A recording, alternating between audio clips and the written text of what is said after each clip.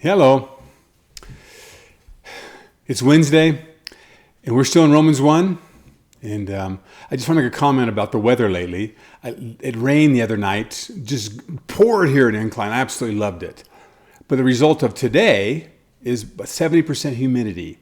But it's still only 80 degrees. What an incredible place we live. We complain about the heat because we don't have air conditioning, but man, are we blessed. I love it here. So let's get to the point. We're in Romans chapter 1 still. Actually, we've been in Romans 1 through 3, and we kind of did a big survey of the whole thing, and then we focused in on chapter 1. After that, next week, we're going to jump to the end of chapter 3 after we've surveyed this whole sin issue mankind has. But I want to focus in on chapter 1 for the sermon this weekend. And specifically, I want you to think today about idolatry.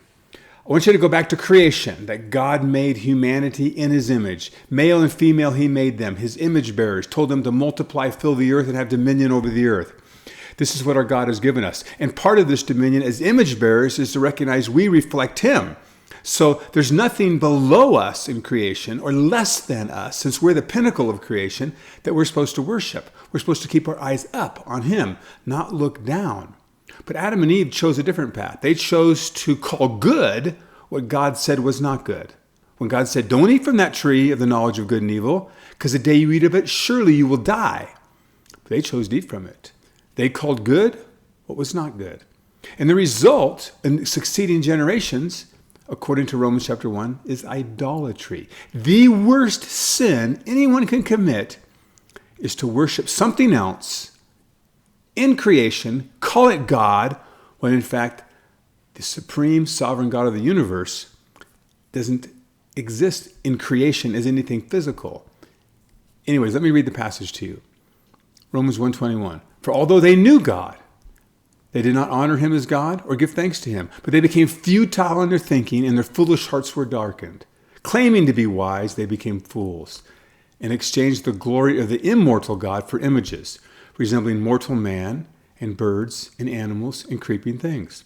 Therefore God gave them up in the lust of their hearts to impurity, to the dishonoring of their bodies among themselves, because they exchanged the truth about God for a lie and worshipped and served the creature rather than the Creator, who is blessed forever. Amen.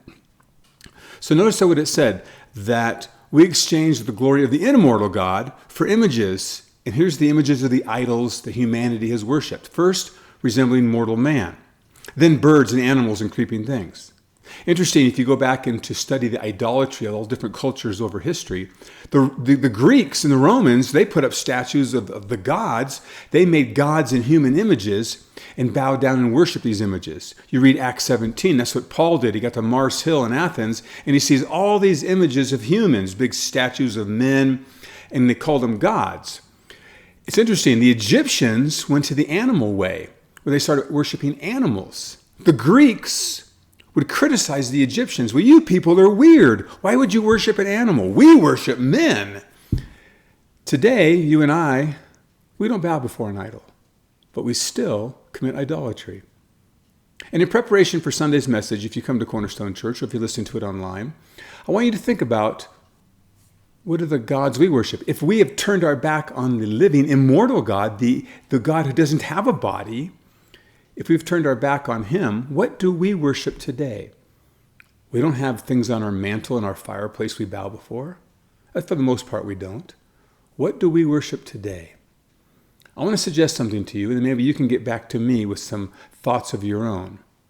I want to suggest to you that since we have displaced God, consider him not worthy of worshiping him, I think we've made ourselves individually, Tony Slavin, I am worthy of worship.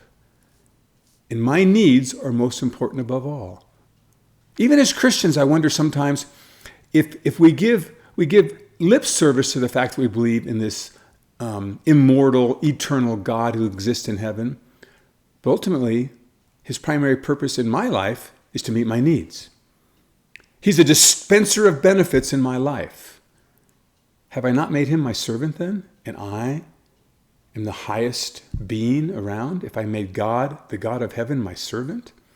So give thought to our idols today. We're more subtle in it, but we still are committing idolatry. The worst sin a human can commit is the sin of idolatry. Think through it.